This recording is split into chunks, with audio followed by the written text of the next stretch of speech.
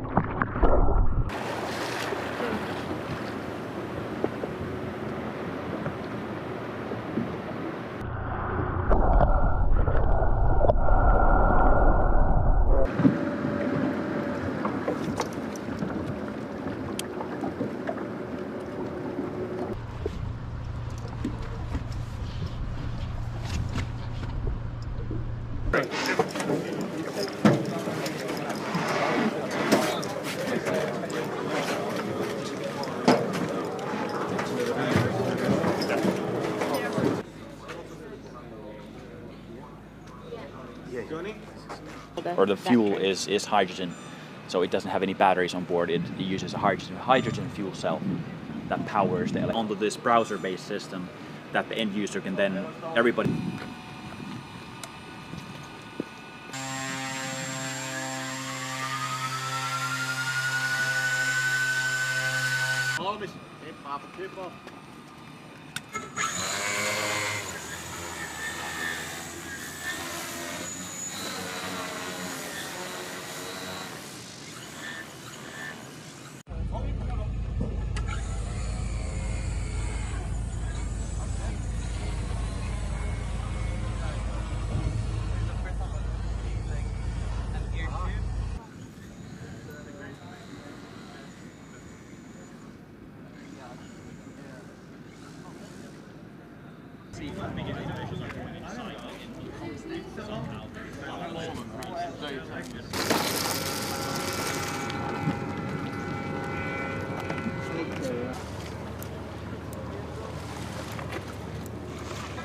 So good. Our completed.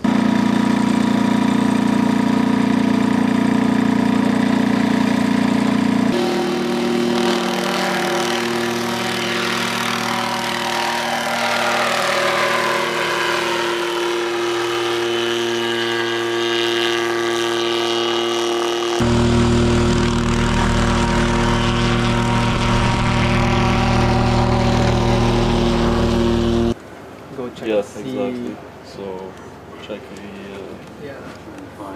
UI of the output. Oh yeah. Like this. So if we try to do curse on target, and then I believe we could move this as well. Let us cancel.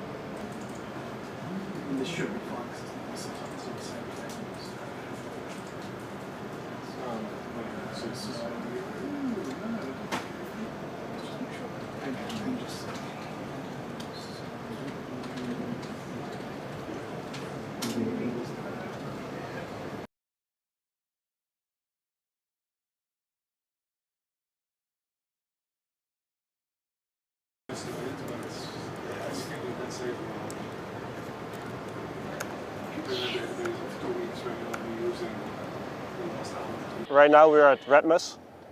We are offshore testing our drone. We're trying to find a mine here. We already had a contact, and now we are determining what kind of mine it is, or whether it is not a mine and actually a fish cage or some other object. So it has multiple applications, so both for critical underwater infrastructure, think of cables or pipes. We can map those really closely and make actually a 3D map of that object. So it's really easy to see if someone has sabotaged something. But also it is easy to find and identify mines. So here is our autonomous airship for persistent aerial surveillance. Our platform has flight time up to 12 hours and the payload is highly configurable, so we can have, for example, EO/IR payloads, different kind of electronic sensors and that sort of thing. Well, this benefits NATO alliance for providing real-time, high-quality data.